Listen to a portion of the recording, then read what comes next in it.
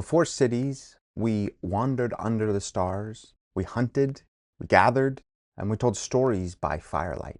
But once we built walls and temples, once we named gods and kept records, we transformed from wanderers into a civilization.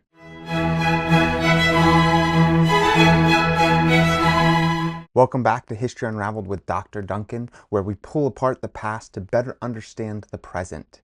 I'm your host, Dr. Spencer Duncan, and today we're considering the birth of the city. Cities didn't just appear overnight, they required the right conditions: food surpluses, social organization, and a reason to stay put. But once they formed, everything accelerated: trade, writing, power, religion, and things like inequality. The humble village transformed into something far more complex, and with it came both brilliance and brutality. Today we'll explore what it took to build the world's first cities, why so many rose near rivers, where they developed across the globe, and how city life shaped and reshaped human civilization. From the clay tablets of Sumer to the marketplaces of Mohenjo-Daro, we'll dive into the economic engines, technological innovations, and unintended consequences that came with urban life. So grab your metaphorical trowel. We're digging deep into the foundations of civilization. Civilization is a complex culture in which large numbers of people share key common features: social, political, economic, religious, and intellectual. It's more than just people living together. It's people living together in highly organized and specialized ways. For that reason, there are some core elements that define civilization and, by extension, what we need for a city to form and thrive. First, we need urban centers. Cities become hubs of human activity. Politics, economics, social life, religion, and culture all converge in one physical space. Unlike small Neolithic villages, cities are larger, denser, and more layered in how they function. They rely on surrounding villages to supply food, which means agriculture had to evolve to produce reliable surpluses. These surpluses freed up some people to take on new roles, whether it was as a trader or artisan, as well as priests and bureaucrats. Speaking of priests, the second element for civilization is religion. From the start, the divine was central. Gods weren't abstract ideas, they were guardians of cities, intimately tied to their success. This required professional religious classes of priests and priestesses who managed temples, rituals, and the property of the gods. These religious structures often dominated the city skyline and stood as both spiritual and political power centers. Third, a civilization needs government.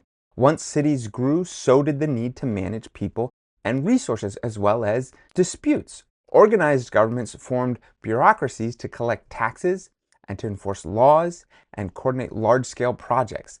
These governments also needed military force, both to defend from outside threats, but also to expand their own power and control.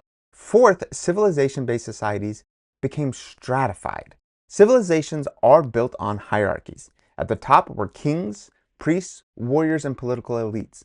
Below them were free citizens, farmers, artisans, traders. At the very bottom, in many places, were enslaved people who had the fewest rights, but often did much of the labor that supported the whole system. Fifth, writing became essential. This is one of the clearest markers of civilization. Kings needed it to issue laws. Merchants used it to track trade. Priests used it to record rituals and myths. Writing allowed knowledge to be stored, organized, and passed on, helping civilizations preserve their identity across generations. Finally, cities produced new kinds of cultural and artistic achievement. Monumental buildings like temples and palaces, as well as defensive structures like city walls and guard towers, demonstrated the power and priorities of a civilization. Architecture wasn't just functional, it was symbolic. Cities became places where ideas flourished, where religion, science, and the arts could develop side by side. All of these elements, urban centers, religion, government, social hierarchies, writing, and monumental architecture, combined to form what we call civilization. In the last episode, I detailed the agricultural revolution, the shift from hunter-gatherers to permanent settlements, and the rise of large towns. Alongside these changes in agriculture and the decline of the nomadic lifestyle came a professionalism of commerce. By about 7000 BCE, some agricultural villages, like the famous site of Çatalhöyük in modern-day Turkey, had populations in the thousands. And they were hubs of production, trade, and innovation. Residents of Çatalhöyük farmed wheat, barley, peas, and almonds. They raised sheep, hunted game, and lived in tightly packed mud brick homes with white plaster walls. But most importantly, they began specializing. People started making things: textiles, pottery, carved figurines, woven baskets, and even decorative murals. They fashioned beads out of copper and lead, sharpened obsidian into blades and mirrors, and traded these goods with neighboring communities. Obsidian in particular became a well-distributed commodity, passed from hand to hand, village to village, eventually traveling vast distances across those Neolithic trade networks. By 5000 BCE, these routes weren't just local anymore. Long-distance trade was connecting remote settlements throughout the region, often moving exotic or luxury items like seashells, flint, fine pottery, and metals like copper. And along with goods, people exchanged ideas about the stars, the seasons, planting cycles, and spiritual beliefs. One major technological breakthrough born out of trade and experimentation was the discovery of metallurgy. In the Balkans around 5500 BCE, people learned to smelt copper from ore. In other words, melting the metal out of rock by using extremely high temperatures of fire. They poured it into molds to create tools, weapons, and jewelry. Over time, they discovered that mixing copper with tin, zinc, or arsenic created bronze, a much harder and more durable material. This discovery would revolutionize societies and mark a new age, the Bronze Age. In the last episode, we looked at how historians divide the Stone Age into three broad periods: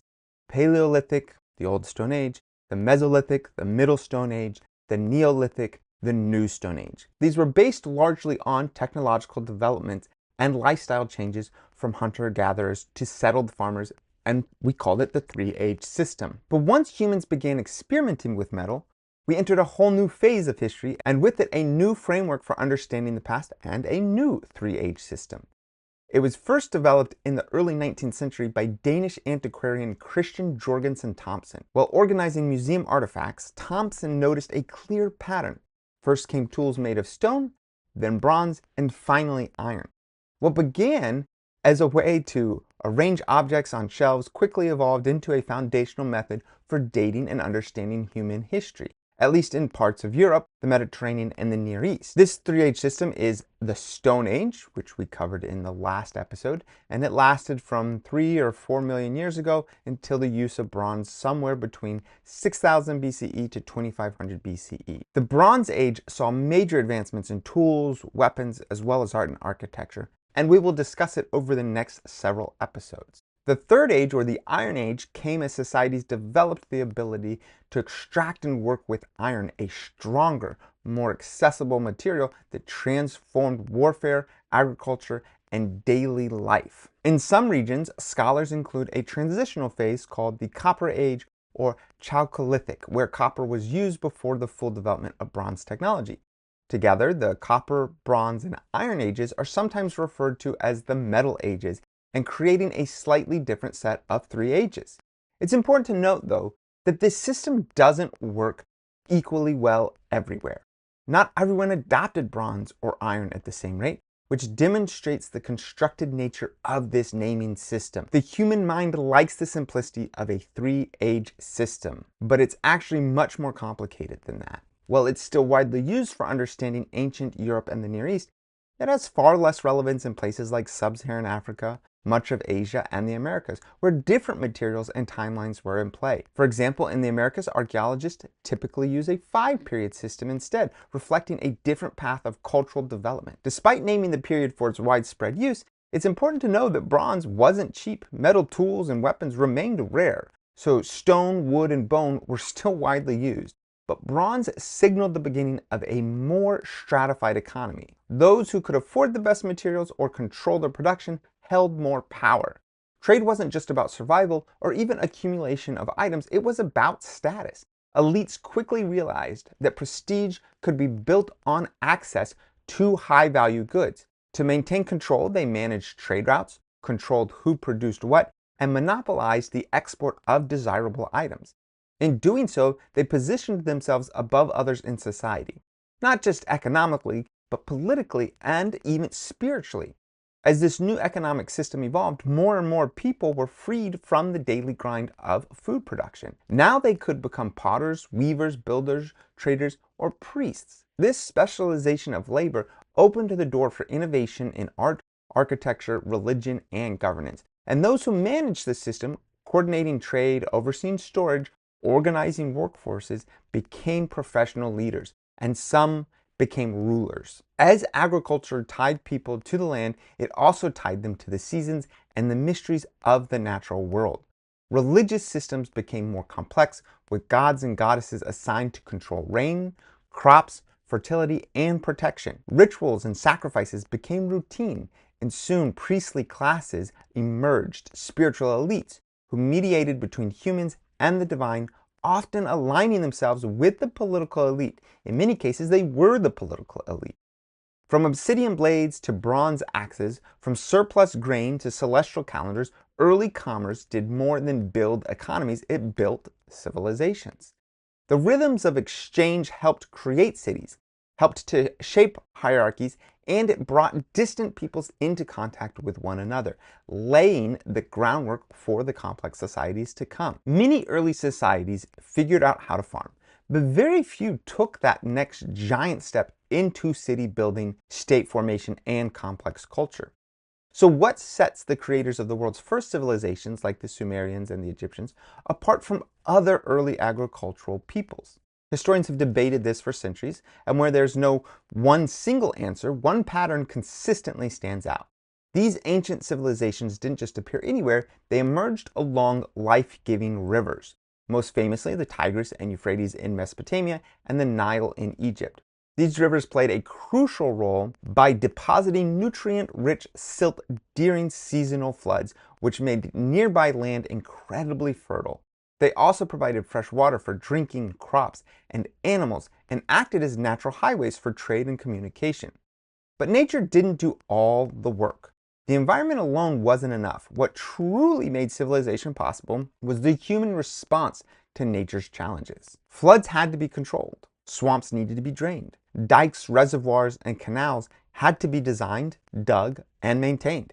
That kind of infrastructure required enormous coordination. Communities had to learn how to work together, manage large-scale projects, follow shared rules, and contribute to something bigger than themselves. And it was through this effort, this cooperative activity, that early societies developed some of the key building blocks of civilization. They built governments to organize labor, enforced laws to maintain order, and refined mathematical and engineering skills to handle irrigation and other large-scale building projects. The complexity of these systems even helped inspire one of humanity's greatest inventions, writing, which was used initially to track resources, organize labor, and keep administrative records. These river valley projects were transformative. They encouraged people to settle, specialize, and build. They gave rise to temples, palaces, and markets at the heart of the cities, and they brought about new ways of thinking, new forms of leadership, and new layers of society. By the time later cultures like the Hebrews and Greeks emerged, who would go on to shape Western civilization, the first great cities of the river valleys had already stood for nearly 2,000 years. The Tigris and Euphrates and the Nile are the most relevant early civilizations to our study of Western civilization. However, they are by no means the only complex civilizations that developed. Between 3000 and 1500 BCE, several river valleys across the globe became cradles of independent urban development. One of the most impressive was the Indus Valley Civilization in what is now modern-day Pakistan and northwest India. Stretching from the foothills of the Himalayas to the shores of the Arabian Sea, this civilization included two major urban centers, Harappa and Mohenjo-daro.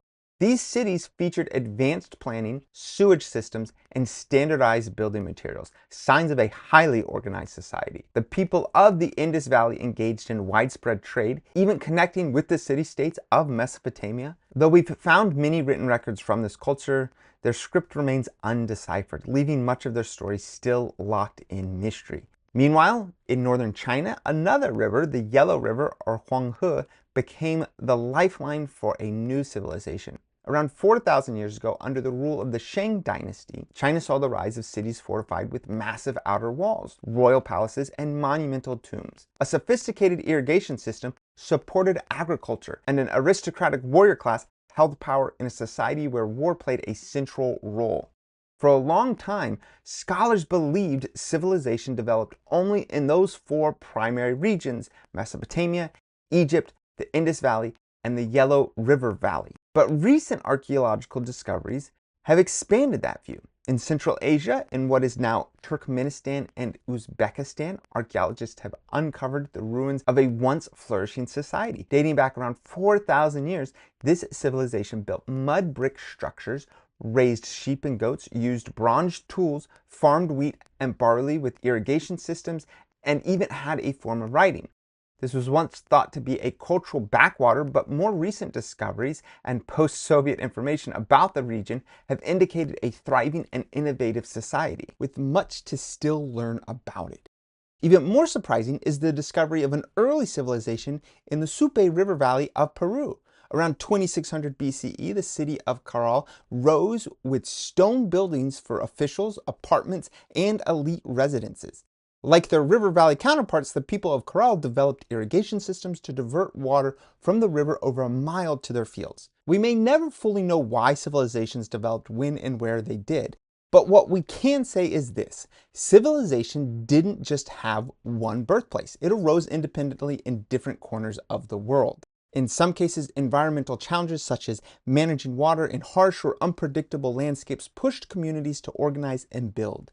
In some cases, material causes like agricultural surpluses, which made it possible to support large populations, divide labor, and develop bureaucracies, precipitated civilization. Some argue that non-material forces, especially religion, were the source of unity and purpose behind early state building. Civilization was sparked by a mix of environment, ingenuity, cooperation, and belief across the globe. But let us return to the Fertile Crescent. The Fertile Crescent gets its name from its appearance on maps as a crescent-shaped swath of land known for its rich soils and early agricultural innovation. As you can see, many different civilizations centered around these two rivers, the Tigris and the Euphrates. The other name for the area, Mesopotamia, was given by the Greeks that means land between the rivers. The Tigris and Euphrates wind through what is now modern-day Iraq and parts of Syria and Turkey. The first culture that we can trace and get any information from is the Ubaid culture, dating back to around 5900 BCE. It was the first to establish permanent settlements in southern Mesopotamia. They constructed dikes and canals, developed agriculture in fertile marshlands, and began producing food surpluses, specialized labor, and the rise of religious and administrative buildings, often made from sun-dried mud brick. Early temples served as centers of both worship and economic management, with priests overseeing the storage and distribution of food and goods. Out of the Ubaid settlements, one city rose to become what many historians consider the world's first true city, Uruk. It flourished between 4300 and 2900 BCE. By around 3800 BCE, Uruk had a population of over 50,000 people, an astonishing number for the time. It was marked by monumental architecture, with the White Temple built atop a massive platform and painted a brilliant white. These temple complexes became a defining feature of Mesopotamian cities, symbolizing the close connection between religion and urban life. By 3000 BCE, the region known as Sumer in southern Mesopotamia was dotted with independent city-states, including Eridu, Lagash, Umma, and Uruk itself. These cities weren't just big, they were politically, economically, and religiously organized societies controlling both the surrounding countryside and long-distance trade networks. Each city had its own ruler and its own patron gods, housed in massive ziggurats, which are stepped pyramid structures that towered over the skyline and are the most recognizable architecture of Mesopotamian societies. Trade flourished in and between these city-states. Sumerian merchants connected with people from as far as the Mediterranean and possibly even South Asia, exchanging grain, textiles, and pottery for timber, metals, and luxury goods. Wheeled carts and potter's wheels, both possibly first used in Sumer, further fueled this economic expansion. Despite the name, Mesopotamia itself was no paradise. It received very little rain, its summers were blisteringly hot, and its soil was only fertile thanks to the silt deposited by the Tigris and Euphrates when they flooded. But those floods were unpredictable, sometimes life-giving, sometimes catastrophic. To survive, the people of the region had to engineer solutions like their complex irrigation systems, canals, and reservoirs. These massive efforts required cooperation, planning, and leadership, key elements to the birth of this urban life. Despite their impressive advances, these city-states weren't always peaceful. Competition for resources, especially water, often led to conflict. Fortified walls and standing armies became common features, and the role of priests began to shift as kings and military leaders assumed more power. The cities of Mesopotamia were fragile but dynamic. They thrived in a harsh environment through ingenuity, organization, and religious motivation. We will explore various elements of their religion, culture, and consolidation more in the next episode. However, we must consider the most important tool in the growth and development of cities: writing. The earliest roots of writing trace back to a simple problem. As early as 9000 BCE, people in the ancient Near East were using clay tokens to represent goods like grain, sheep, or oil. These tokens acted as counters in a growing world of commerce. Around 4000 BCE, a breakthrough occurred when somebody thought, why not press those tokens into soft clay or draw pictures of them instead? This led to the first pictographs, images scratched into clay that stood for actual objects. Over time, scribes began combining symbols to create new meanings. For example, a pictograph of a woman next to a mountain came to mean slave woman, since women captured in mountain raids were often enslaved. As more abstract ideas needed representation, ideograms, or symbols for concepts, developed. So a star could mean heaven or God. Eventually, some signs came to represent sounds, not just objects. A symbol for water could also be used phonetically for the word in. This evolving system became known as cuneiform, from the Latin word cuneus, meaning wedge, referring to the wedge-shaped marks made by a reed stylus pressed into clay. By around 3100 BCE, cuneiform had become an established writing system with symbols refined to represent sounds, syllables, objects, and ideas. The script became more abstract over time, reducing the number of symbols and transforming writing into a specialized skill. At first, writing served very practical purposes: tracking goods, keeping accounts, managing inventories. Clay tablets replaced tokens, and scribes began inscribing messages directly onto them. Some tablets functioned like receipts or business letters. One tablet from around 1850 BCE includes a complaint from a merchant in Anatolia grumbling to his brother hundreds of miles away about harsh conditions and the latest news in the silver and textile trade. These clay letters were often sealed inside clay envelopes stamped with cylinder seals, a kind of ancient signature. Because writing quickly became complex, scribal schools emerged by around 2500 BCE. These were tough institutions, strict male-only schools where discipline was enforced with canings. One student recalled getting beaten for talking, getting beaten for standing incorrectly, getting beaten for submitting work with errors. But these schools produced the record keepers, accountants, and administrators needed by temples, kings, and merchants alike. Writing, in short, served the needs of the elite before it became a tool for storytelling. And yet, eventually, it did become a tool for something more. As cuneiform evolved, people began recording laws, myths, hymns, poems, and even math. Some tablets show multiplication and division problems, and it's clear that geometry and early trigonometry were necessary for building cities, canals, and temples. Cuneiform proved remarkably durable. It remained in use for more than 2,000 years, long after Sumerian itself had faded from daily speech. Even into the 1st century CE, people in the ancient world were still using this ancient script. Today, tens of thousands of clay tablets survive, providing historians with a window into the daily life, the economy, the religion, and the politics of one of the world's first civilizations. Something that not all of our earliest civilizations have the benefit. Even if there are written records, sometimes such as in Mohenjo-Daro or Harappa, we just can't translate what was written, and same with the other civilizations. More than any other invention of the ancient world, writing let knowledge survive. It allowed information to be stored, spread, and built upon. It turned memory into history, and it completely transformed the world in which we live. For all its innovation, achievement, and beauty, civilization came with a price. As people gathered into ever larger urban centers, the density of city life introduced new challenges and new dangers. Sanitation was primitive, waste and garbage accumulated in the streets, water sources were often contaminated, and in such tight quarters, epidemic diseases flourished. Cities became not just centers of trade and religion, but of illness and death and decline. And of course, there was slavery, and not just an unfortunate byproduct, but a foundational element of many early civilizations. Enslaved people built temples, dug canals, harvested crops, and served in households. Slavery was woven into the fabric of ancient economies, accepted as normal and rarely questioned by those in power. The same organizational tools that made irrigation and temple construction possible, like hierarchy, discipline, and centralized power, were soon used for another purpose: warfare. Unlike the scattered and informal violence of Neolithic villages, conflict between ancient city-states was systematic, large-scale, and devastating. Armies were recruited, trained, and led by rulers who viewed conquest as both a necessity and a glory. War fascinated early civilizations. Scribes recorded every battle, kings carved their victories into stone, and warriors were celebrated as heroes. The cultural historian Lewis Mumford put it bluntly: war was not a mere residue of more common primitive forms of aggression. It was the special invention of civilization, its ultimate drama. With war came destruction, extermination, enslavement, and the reshaping of entire societies. City walls were no longer just signs of prosperity, they were signs of fear.